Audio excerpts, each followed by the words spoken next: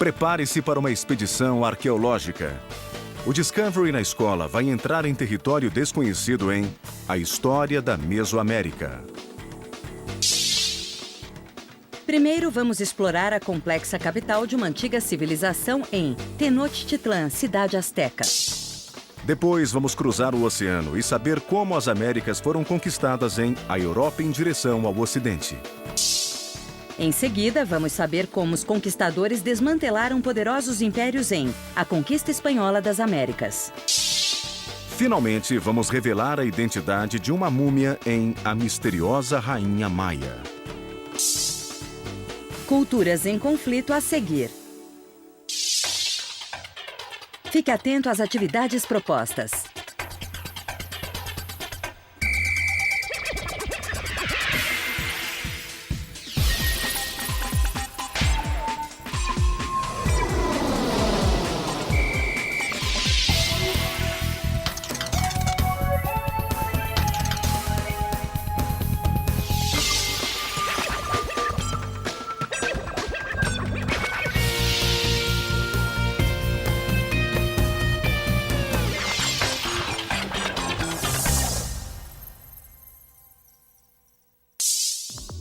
Ao assistir à primeira parte deste programa, reflita sobre as seguintes perguntas.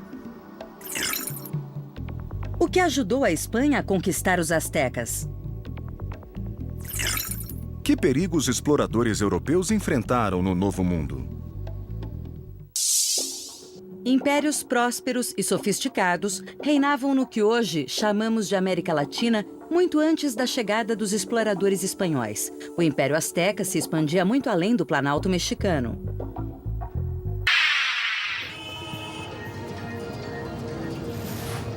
Atualmente, a cidade do México tem uma população de mais de 20 milhões de pessoas.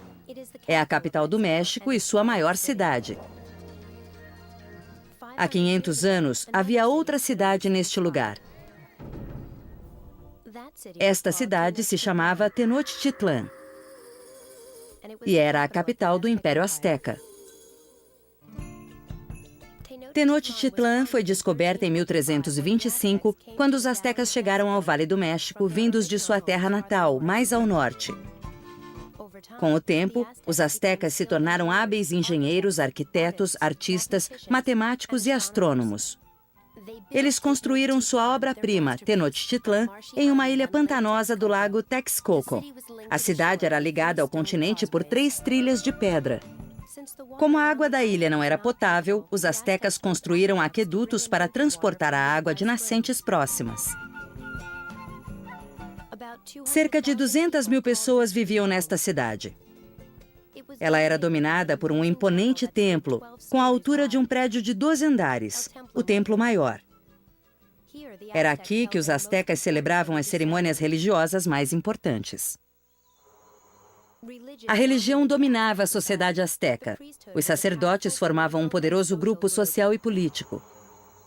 A maioria dos astecas acreditava que suas vidas dependiam da vontade dos deuses, e o modo mais seguro de receber os favores dos deuses era fazer oferendas, oferendas humanas. O sacrifício humano era essencial. Para eles, sem a força criativa dos deuses, os homens não existiriam. Em troca, os deuses obrigavam os homens a sustentá-los por meio de sacrifícios humanos. Os homens nutriam os deuses com o alimento mágico da própria vida, encontrado no sangue e no coração humanos. Os astecas acreditavam que sacrificar humanos para os deuses era uma necessidade da vida. Todos os dias, o sacerdote subia ao alto do templo e fazia uma oferenda a Huitzilopochtli, o deus da guerra e do sol. Os sacerdotes astecas acreditavam que suas oferendas eram uma garantia de que o sol nasceria no dia seguinte. Eles fizeram tantos sacrifícios humanos que os degraus do Templo Maior ficaram manchados de vermelho. Mas os sacrifícios não eram apenas oferendas religiosas. Eles também espalhavam o medo entre os inimigos do Império Azteca, já que muitos dos sacrifícios eram feitos com prisioneiros capturados nas várias batalhas que os astecas travavam com seus vizinhos.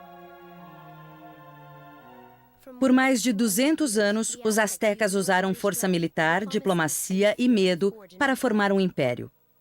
Suas terras estendiam-se do Golfo do México ao Oceano Pacífico e incluíam quase 10 milhões de pessoas.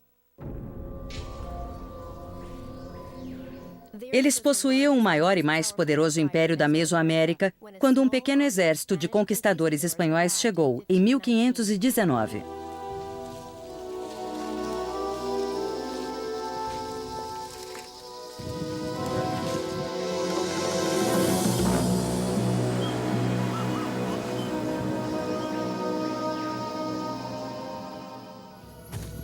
Os espanhóis queriam o ouro dos astecas e lutaram contra eles pelo controle do império.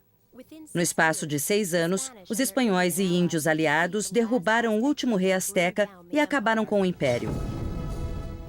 Foi o primeiro passo para a Espanha conquistar o restante do México e fazer da cidade de Tenochtitlán uma vaga memória. Você sabia? Os astecas acreditavam que estavam fadados à destruição. Eles achavam que os espanhóis descendiam do deus Quetzalcóatl, uma vantagem que teria sido decisiva para os invasores. Além disso, muitas tribos indígenas rebeldes se juntaram aos espanhóis em sua luta contra o domínio asteca. Depois que Cristóvão Colombo chegou à América no final do século XV, muitos países europeus despacharam seus exploradores para o Novo Mundo. Sua missão era buscar ouro e joias e tomar posse das terras sem se importar com seus habitantes.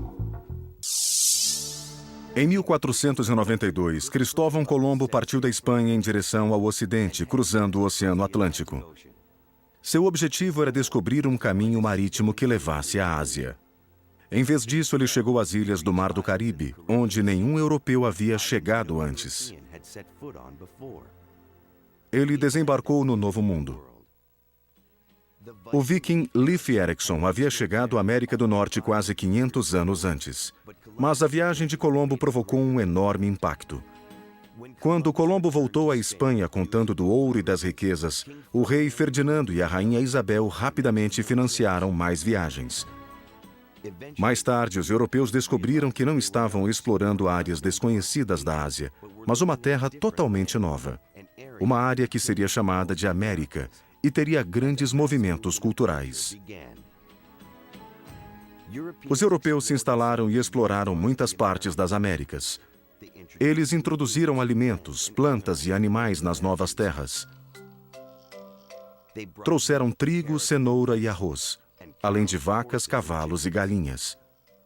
Mas os europeus também conheceram novas plantas como milho, tomate, feijão e batata, e novos animais como lhamas e perus. Mas algumas coisas trazidas pelos europeus tiveram um efeito devastador sobre os nativos americanos. Os europeus trouxeram doenças que os nativos eram incapazes de combater. Estas novas doenças mataram milhões de locais.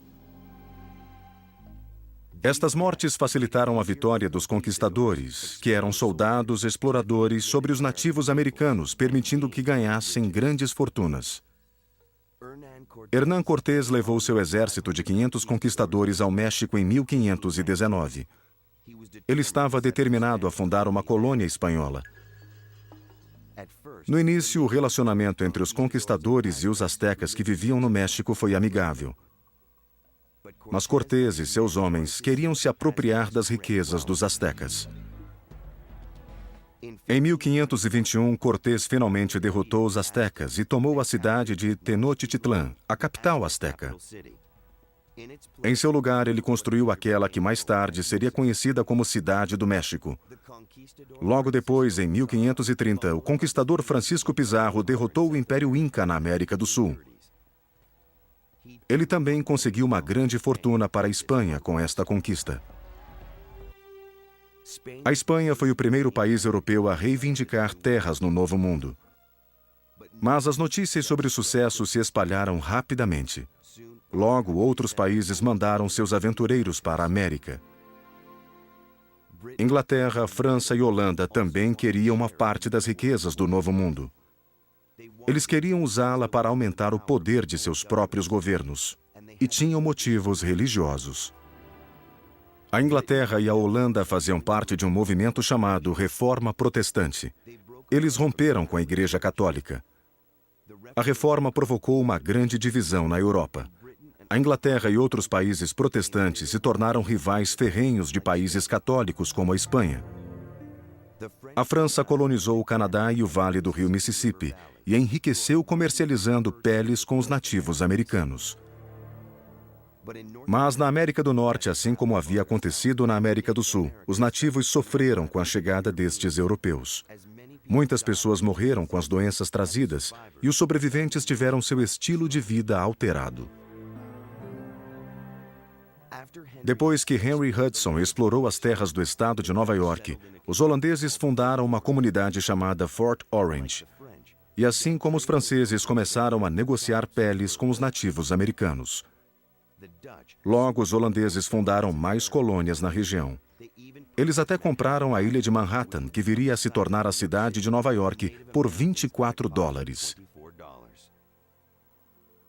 Os países europeus continuaram a mandar exploradores ao Novo Mundo. O constante comércio de pessoas e mercadorias entre os dois continentes teria efeitos duradouros. Você já tem todas as informações. Chegou o momento de esclarecer as dúvidas. Debata os seguintes temas. O que ajudou a Espanha a conquistar os astecas? Que perigos os exploradores europeus enfrentaram no Novo Mundo? Tente isto. Imagine que você é um asteca assistindo à chegada dos conquistadores espanhóis. Escreva um diário sobre suas esperanças e preocupações com o seu país. Se quiser saber mais sobre a Mesoamérica, visite os seguintes sites.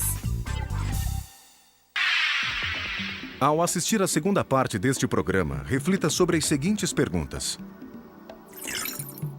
Por que Francisco Pizarro conseguiu conquistar o Império Inca sem muito esforço? Quais são as semelhanças entre a cultura maia e as culturas da Europa e do Antigo Egito? Os impérios Azteca e Inca eram poderosos e ricos, mas oprimiam muitos povos. Estes povos ajudaram os europeus a derrotar os impérios e a América mudou para sempre. No início do século XVI, a Espanha estava determinada a explorar e colonizar o rico e desconhecido Novo Mundo das Américas.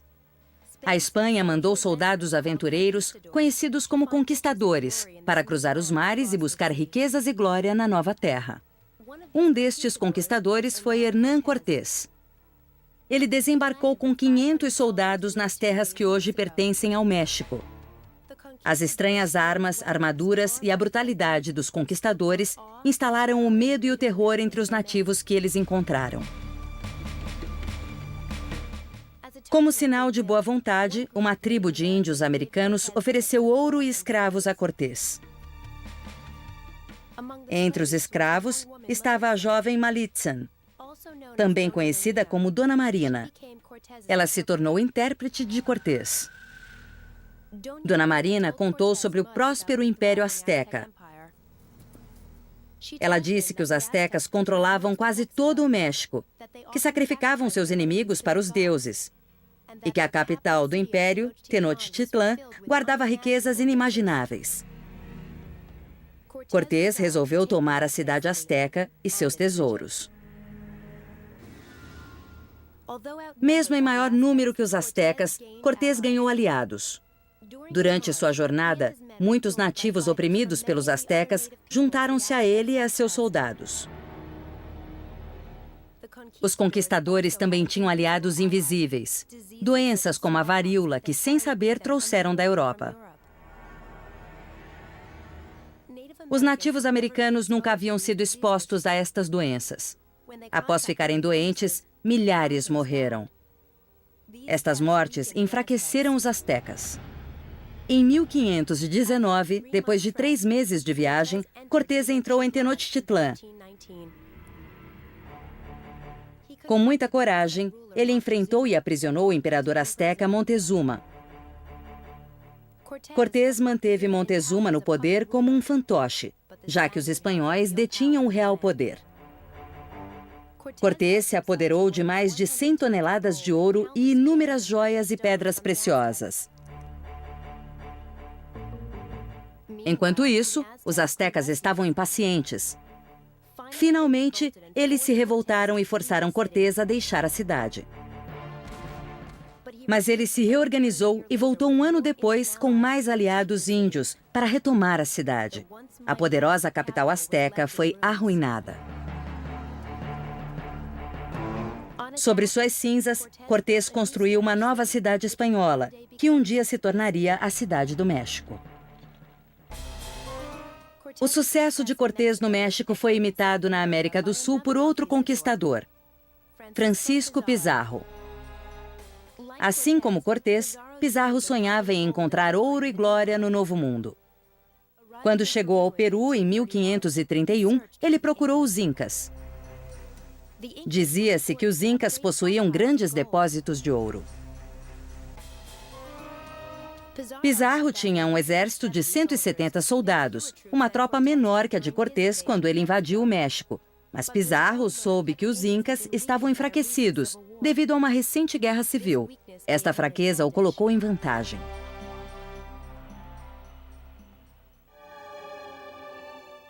Durante um encontro com Atahualpa, o imperador Inca, Pizarro o aprisionou. Os Incas pagaram um grande resgate para libertar seu imperador. Pizarro ficou com os tesouros, mas já havia executado Atahualpa. Sem líder, o caos se instalou entre os Incas. Durante os anos seguintes, as lutas internas e a cruel e superior tecnologia de Pizarro ajudaram-no a derrotar o Império Azteca. Em apenas 2 décadas, os conquistadores espanhóis conseguiram destruir 2 grandes impérios. Você sabia? Hernán Cortés recebeu várias ordens de seus superiores para interromper a sua expedição ao México, por temor de que ele se apoderasse das riquezas. Mas ele ignorou as ordens e ninguém conseguiu detê-lo.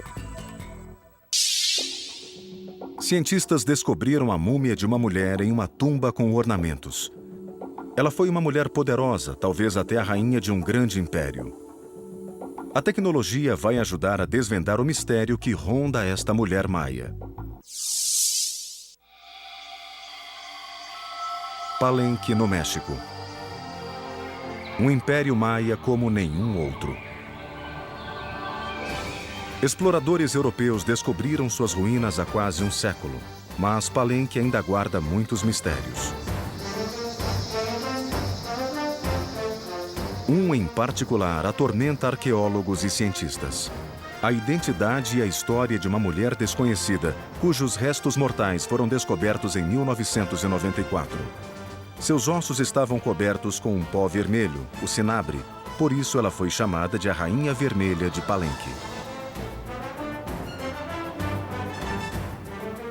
Se os cientistas descobrirem a identidade desta múmia, poderá ser a maior descoberta da história da arqueologia maia, o que revelará o papel desta mulher na antiga civilização.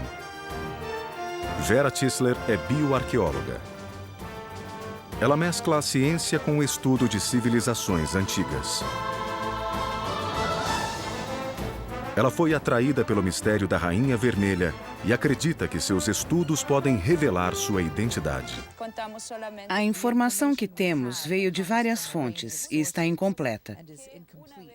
Depois que juntarmos as peças, vamos saber a verdadeira identidade da Rainha Vermelha.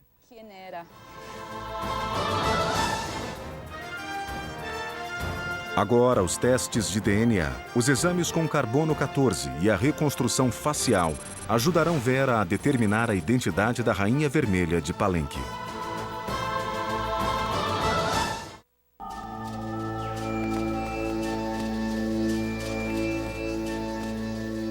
Em 1994, cientistas descobriram uma múmia na cidade maia de Palenque, no sul do México.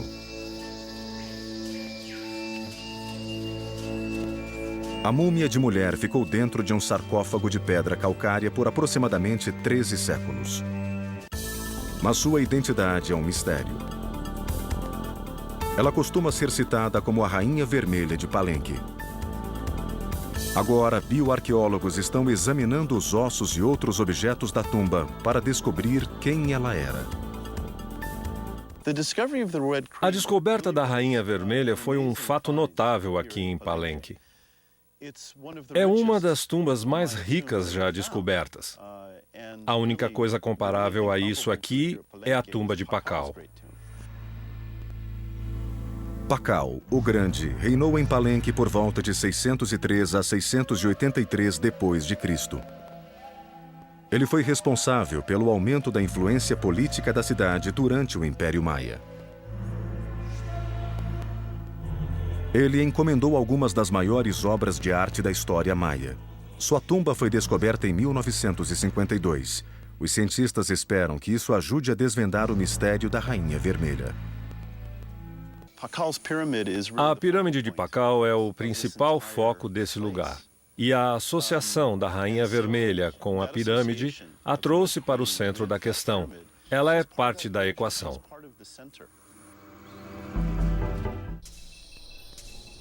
O enterro de Pakal e da Rainha Vermelha foram parecidos. Ambos foram cobertos com um pó metálico vermelho, o cinabre. Ele era usado para enfeitar o corpo do morto, para cobri-lo com vida. Seria uma visão do sangue, tem a mesma cor. E os maias viam este simbolismo. É a mesma cor que eles usavam para dar vida à pintura dos templos. Além de terem os corpos cobertos por camadas de cinabre, Pakal, o Grande, e a Rainha Vermelha foram enterrados dentro de sarcófagos no centro de um templo.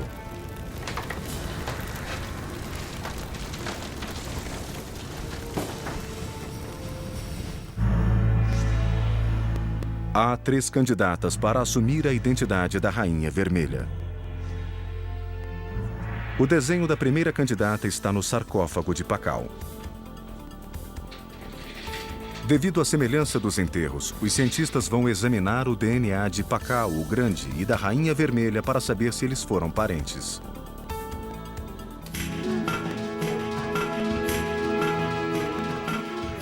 A primeira candidata é Ioliknau.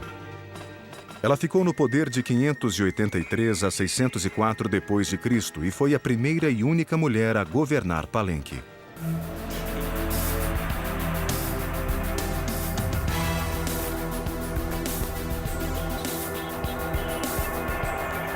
É difícil ler as inscrições deterioradas que mostram a sucessão de reis e rainhas de Palenque, mas acredita-se que ela era filha do rei Cambalan I.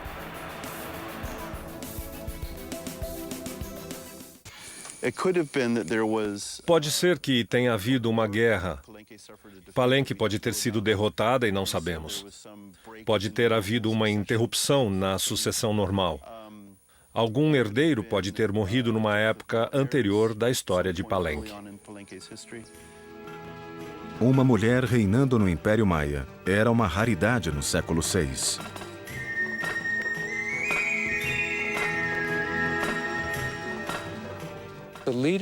Os líderes de seu povo, os nobres, eram representados principalmente por homens. Então, a corte da rainha seria basicamente de homens. Eles seriam seus conselheiros e teriam de obedecer a ela. Isso porque ela era boa mandante. Nas análises das últimas sucessões da dinastia, descobrimos algumas sucessões incompetentes e outras excepcionais. Ioliknau deve ter sido uma grande governante.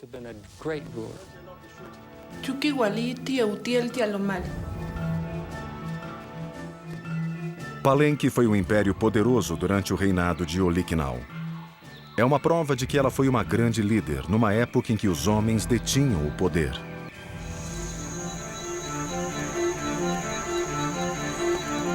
Os estudiosos acreditam que Palenque era uma aldeia por volta de 100 a.C., no extremo oeste do território maia.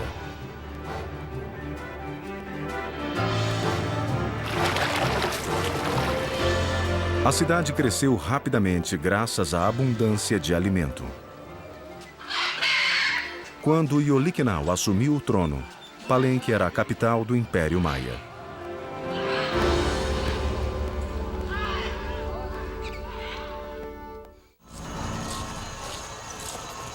Ioliknau usou sua habilidade para liderar Palenque em uma grande batalha contra o rival Calakmul.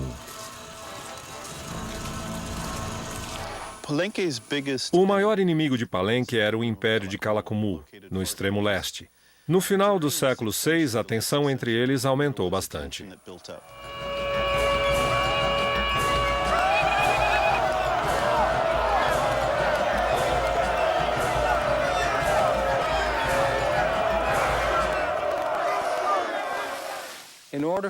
Para que as tropas inimigas conseguissem entrar na cidade de Palenque, que era uma fortaleza situada num local muito protegido, elas teriam de derrotar as principais tropas de defesa.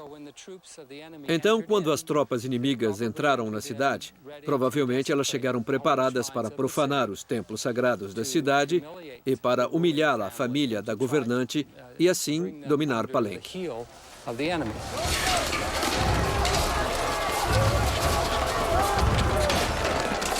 As inscrições encontradas em Palenque mostram aos arqueólogos que essa batalha foi devastadora. Mas apesar dos estragos, o Império conseguiu sobreviver.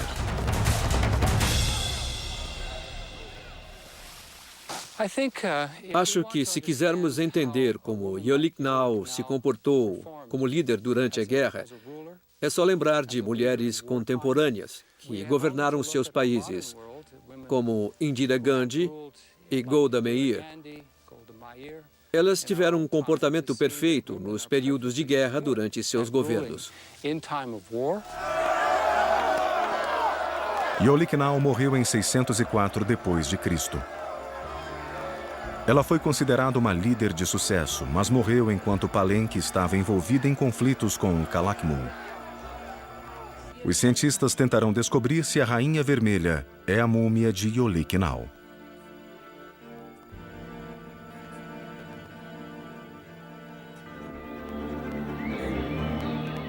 Os arqueólogos vão datar a múmia assim como os objetos encontrados com ela, para que os exames sejam mais precisos. Quando os arqueólogos escavaram o Templo da Rainha Vermelha, descobriram que ele foi construído em várias fases, durante um período de mais de 200 anos, de 500 a 700. Mas eles conseguiram estabelecer que a Rainha Vermelha foi enterrada na segunda fase da construção, no século VII. As cerâmicas encontradas ao lado do sarcófago confirmam as descobertas. Como toda obra de arte, cada peça de cerâmica tem um estilo próprio, exclusivo de uma determinada época. Isso sugere que a tumba da Rainha Vermelha foi construída entre 50 e 100 anos depois da morte de Ioliknau em 604. Se for a Rainha Vermelha, os ossos devem ter sido levados à tumba após sua morte, uma prática muito comum nos enterros dos antigos maias.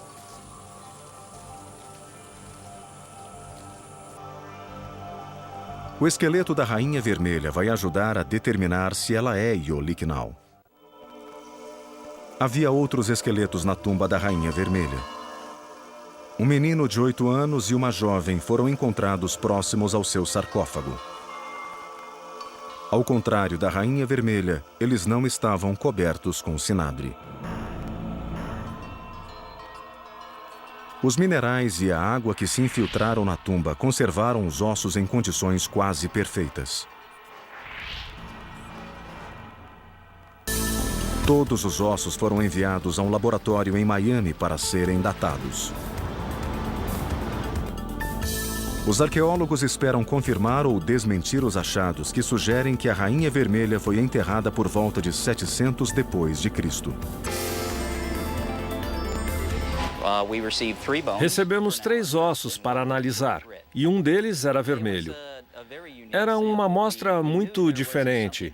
Nós sabíamos que era um material único, mas não havia nenhuma indicação de que teríamos algum tipo de problema. O único jeito seria datar com carbono 14 para ver se havia ou não algum problema. A idade resultante do exame foi 2500 a.C., o que não bateu com a nossa expectativa. Investigando o que poderia ter acontecido com a rainha, concluímos que ela deve ter recebido algum tipo de substância para ser conservada. Essas substâncias são todas derivadas de petróleo, portanto, têm milhões de anos. Então, se forem incluídas nos exames, os resultados mostrarão que são muito antigas. Todas as esperanças de saber se a rainha é Ioliknau agora se voltam para os 2 corpos encontrados ao lado de seu sarcófago. Os cientistas desconfiam que a Rainha Vermelha pode ser outra pessoa. Esta candidata não usava coroa e ainda assim foi uma das mulheres mais importantes na história de Palenque. Seu nome era Zakuk.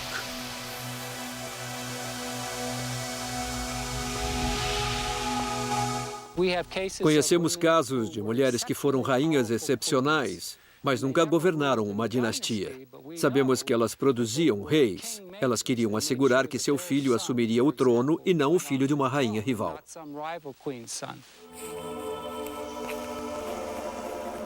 Provavelmente, Zakuk era filha de Hanabi Pakal I. Ele foi um dos 2 governantes identificados depois da morte de Ioliknau. Mas Zakuk não se destacou na história de Palenque por causa de seus ancestrais. No meio do conflito com Calakmul em 603, ela deu à luz aquele que seria o principal rei de Palenque, Pakal II. Mas os arqueólogos acreditam que ela deteve o poder em Palenque até seu filho crescer. Zakuk controlou muito bem o império na crise, como qualquer governante.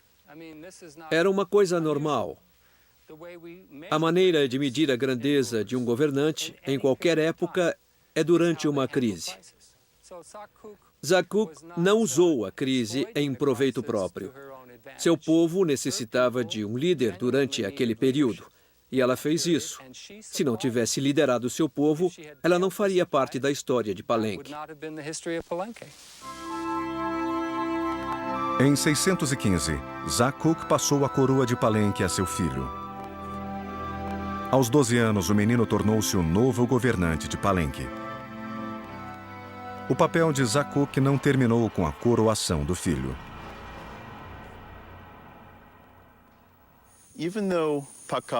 Apesar de Pakal assumir o poder aos 12 anos de idade, foi sua mãe quem realmente deteve a autoridade em Palenque.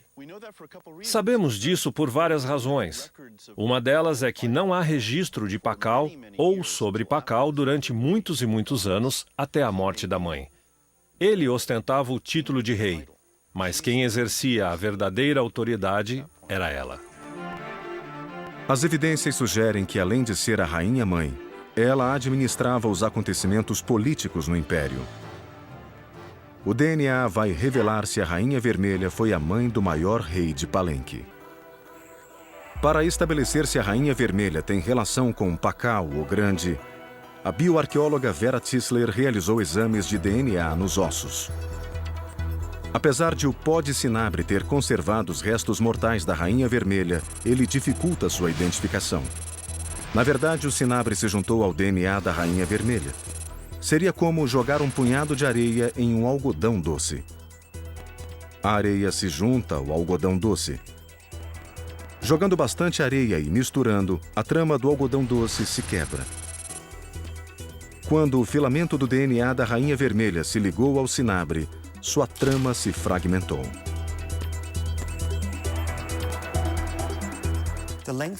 O comprimento do DNA é importante. Quanto mais comprido, mais informações ele fornece. Nesse caso, como em outros materiais antigos, ele está fragmentado. Por isso, perdemos muito tempo juntando todos os fragmentos para chegar à informação que queremos. Muitos arqueólogos que pesquisam o Império Maia acreditam que a solução da identidade da Rainha Vermelha pode ser encontrada no maior rei de Palenque, Pakal II.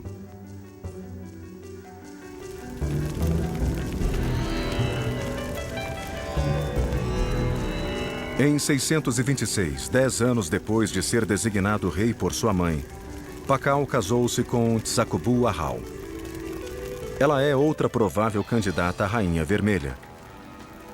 Na civilização maia, as esposas reais não apenas casavam-se jovens, como também descendiam de outras dinastias. As uniões formavam novas alianças.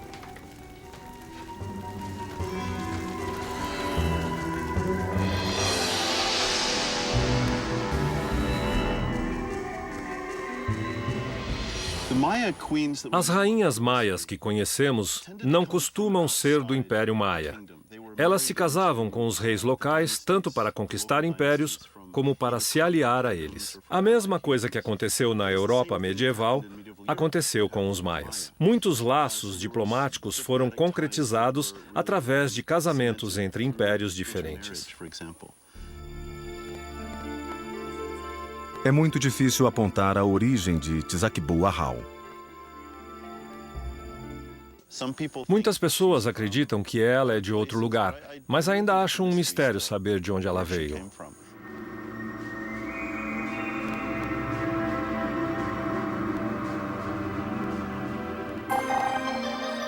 Exames científicos indicam que a Rainha Vermelha também não era de Palenque.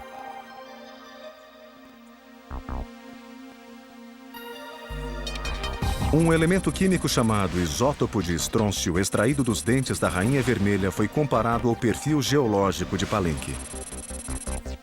Os resultados mostraram diferenças nos níveis de isótopos de estrôncio encontrados em Pacal. Isso sugere que a Rainha Vermelha não era de Palenque.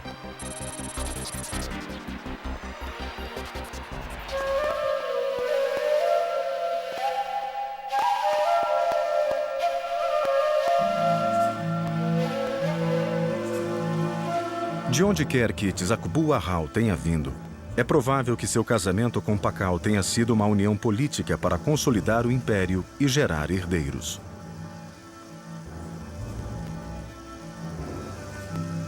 Mas Tzachbuahal demorou 9 anos para completar seu dever real e gerar herdeiros para seu marido, Pacal o Grande.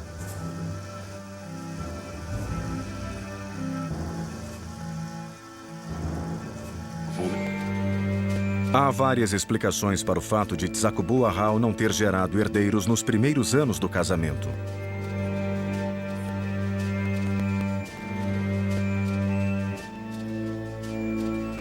Uma delas é que muitos bebês não sobreviviam por muito tempo após o nascimento.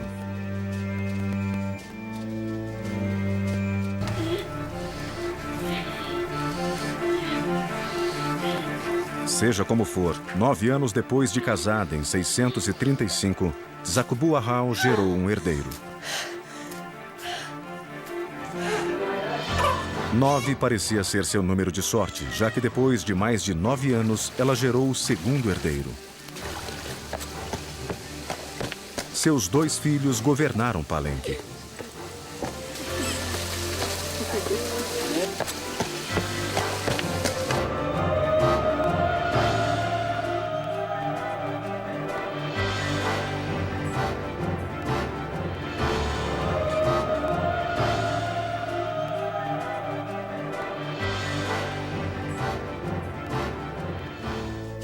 As evidências sugerem que a identidade da Rainha Vermelha está relacionada a Pacal o Grande, o mais famoso rei maia.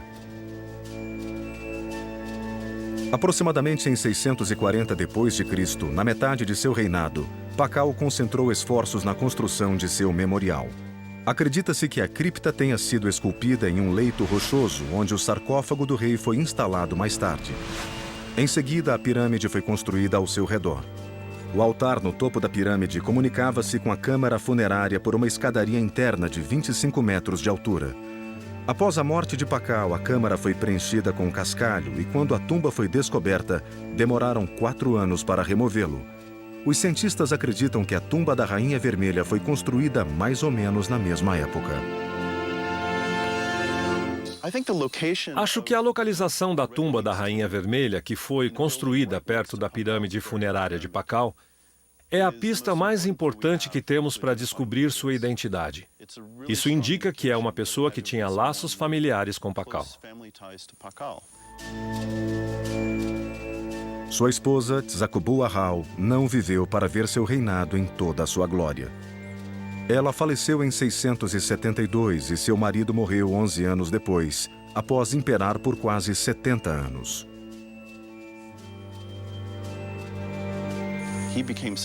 Ele era tão poderoso e viveu tanto tempo que Palenque se identificava com ele e vice-versa.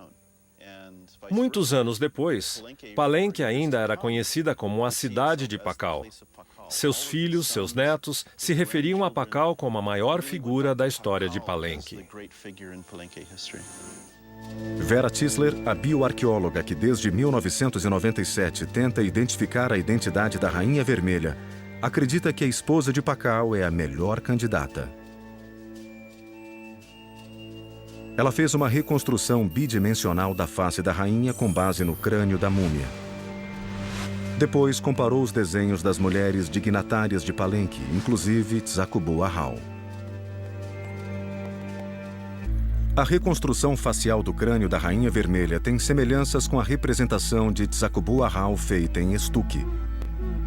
Mas a teoria de Vera depende da confiabilidade dos desenhos feitos em Palenque. A arte de Palenque é extraordinária. Que eu saiba, é o único lugar do mundo maia de toda a Mesoamérica onde podemos reconhecer uma pessoa por seu desenho. Os artistas daqui faziam imagens dos reis em vida, modelavam em estuque e as esculpiam em 2 dimensões em pedra. São tão precisas que quando olhamos para um rosto na parede de uma pirâmide ou numa estátua, logo sabemos quem é. Os artistas, mesmo depois da morte de um rei, podiam representá-lo através de desenhos.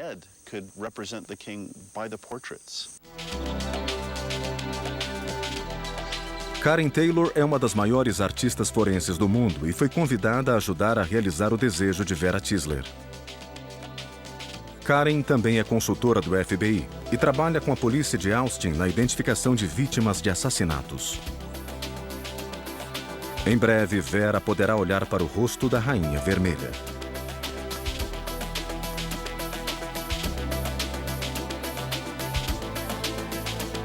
O crânio original é muito frágil para ser manipulado pelo tempo necessário exigido por uma reconstrução facial. Então foi feita uma tomografia computadorizada que depois foi reproduzida por uma empresa especializada que a enviou ao escritório de Taylor.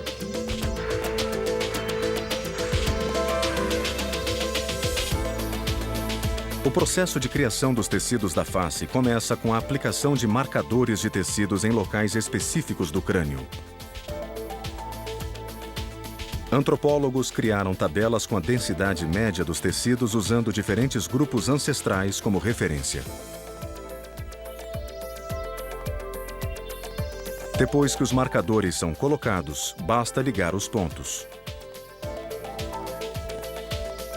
O próprio crânio fornece a estrutura da forma completa da face. Depois, Taylor vai usar uma fórmula específica para cada traço. Ela continua trabalhando no rosto da Rainha Vermelha. Enquanto isso, os resultados dos exames com um carbono 14 feitos em Miami finalmente ficam prontos. Estima-se que o primeiro corpo seja de 540 a 660 depois de Cristo. Quanto ao segundo corpo, acredita-se que seja de 650 a 780 depois de Cristo. Agora, os cientistas podem determinar que a Rainha Vermelha viveu entre 620 e 680.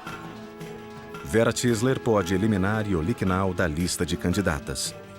Ela foi a primeira governante de Palenque, mas morreu em 604, de 15 a 66 anos antes da data estimada pelo carbono 14.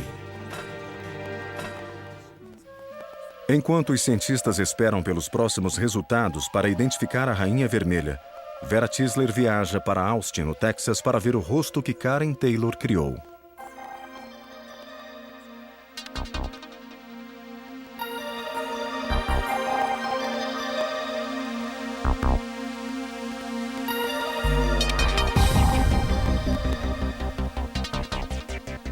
Uau! Nossa, que incrível. Estou vendo a rainha. É inacreditável. Ela tem marcas de afundamento por causa da deformação do crânio. É incrível. Principalmente no maxilar, é meio proeminente, eu acho. Ela é um pouco mais proeminente nessa parte. Eu também olhei o desenho que você fez, o desenho linear. Ah, sim. Eu teria reconhecido. Está bem parecida. Principalmente o pescoço foi complicado de fazer, porque eu nunca tinha visto esse tipo de crânio comprimido em pessoas do nosso tempo. Precisei procurar as marcas dos músculos na altura do núcleo do crânio. A morfologia deve ser totalmente diferente. Agora a Rainha Vermelha tem um rosto, e a ciência logo lhe dará um nome.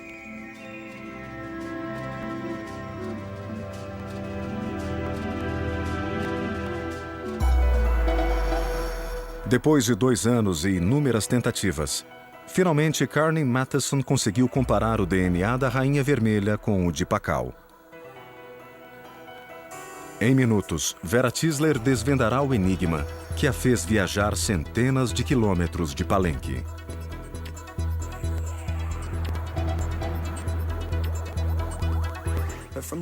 Nesses 2 exemplos, podemos ver que, quando sequenciamos o DNA, registramos esses picos que chamamos de eletroferograma. Esse pico da cor verde, por exemplo, seria um A, e o vermelho seria um T.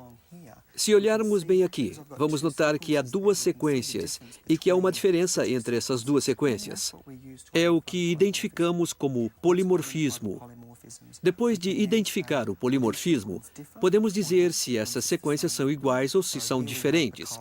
Aqui temos Pacal e aqui temos a Rainha Vermelha. Como pode ver, esse pico não existe aqui em cima. É mesmo. Dá para perceber. Então, há uma diferença. Como o número de polimorfismo é diferente e como eles estão em posições diferentes, isso significa que eles não têm nenhum grau de parentesco. Não tem como ser mãe e filho, não tiveram a mesma mãe. Os 2 não são parentes, é impossível. Isso exclui qualquer parentesco. Exatamente. Esse tipo de parentesco pode ser excluído e como eles não são parentes, acho que a possibilidade de terem sido casados pode ser uma opção. Basicamente, podemos dizer que com esse resultado, a Rainha Vermelha não era a mãe nem a avó de Pacal. Exato. Nem irmã. Nem irmã, isso. Incrível, isso é importante. Fico contente por poder ajudar. Puxa, é emocionante. O resultado final dos exames de DNA elimina a possibilidade de qualquer parentesco entre a Rainha Vermelha e Pacal, o Grande. Zakuk, que colocou o filho no trono, também pode ser eliminada da lista de candidatas. Resta apenas um nome na lista.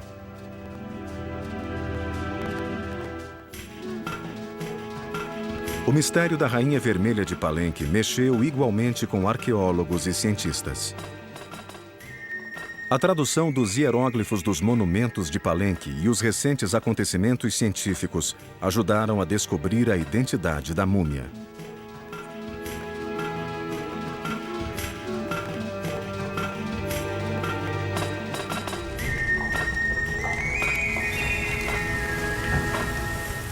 Ioliknau foi eliminada pelos exames de carbono 14. Eles sugerem que a Rainha Vermelha foi enterrada de 15 a 65 anos após a morte de Ioliknau. Zakuk foi eliminada pelos isótopos estáveis e pelos exames de DNA mitocondrial.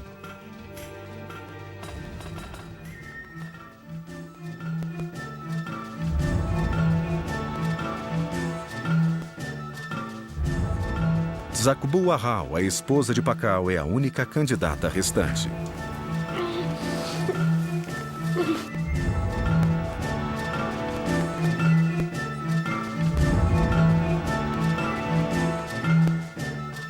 Assim como a Rainha Vermelha, Zakbu Ahau não era de Palenque.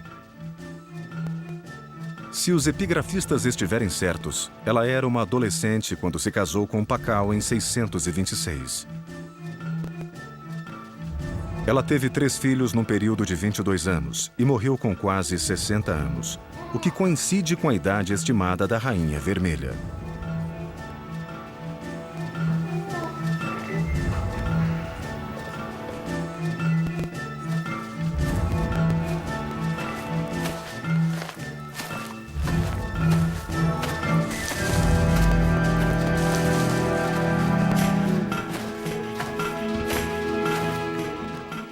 Agora, os cientistas podem atribuir um nome à Rainha Vermelha. Zakbu Ahau, esposa de Pacal o Grande, mãe de 2 governantes e avó do último dos grandes reis de Palenque. Os arqueólogos podem virar a página deste capítulo da investigação, mas a maioria dos cientistas quer confirmar os achados. Infelizmente, a maior parte da história de Palenque é desconhecida. À medida que os pesquisadores descobrem mais ruínas, entenderão melhor o passado desta grande cidade maia. Quase 100 anos depois da morte da Rainha Vermelha, a civilização maia, inclusive Palenque, entrou em declínio irreversível. Desastre ecológico, guerras e lutas entre dinastias foram responsáveis pelo êxodo das grandes cidades maias. Provavelmente Palenque foi abandonada no início do século IX. É quando os registros das construções e da dinastia acabaram e o mato cresceu sobre os restos mortais da Rainha Vermelha.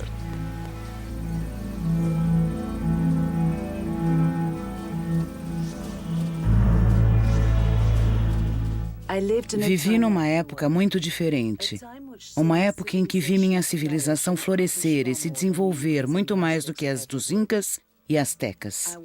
Testemunhei nossos arquitetos e artistas construírem uma das maiores cidades da civilização maia, uma civilização que tinha em seu centro mais de 1.500 construções, uma mais esplêndida que a outra. Vi nosso povo ir à guerra e lutar por nossa supremacia na região. Testemunhei nosso império tornar-se uma força a ser derrotada. E vi meu mundo mudar quando as sementes da morte foram semeadas na terra que nos abrigou por quase 2000 anos. Eu fui a rainha de Palenque. Você já tem todas as informações. Chegou o momento de esclarecer as dúvidas. Debata os seguintes temas. Por que Francisco Pizarro conseguiu conquistar o Império Inca sem muito esforço? Quais são as semelhanças entre a cultura maia e as culturas da Europa e do Antigo Egito? Tente isto. Crie um folheto de viagem de Palenque na época da Rainha Vermelha, 600 anos depois de Cristo. Como você descreveria esta cidade maia? Esperamos que tenha gostado de viajar pela Mesoamérica com o Discovery na escola. Se quiser saber mais, visite os sites indicados. Versão brasileira Vox Mundi.